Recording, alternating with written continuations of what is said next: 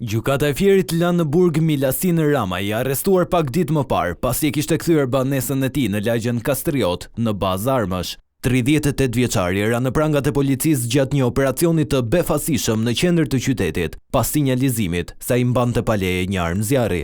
Policia lokalizoi menjëherë të dyshuarin teksa lëvizte me automjet dhe gjatë kontrollit ju sekuestrua një pistolet që e posedonte paleje dhe një shumë parash prej 3500 eurosh.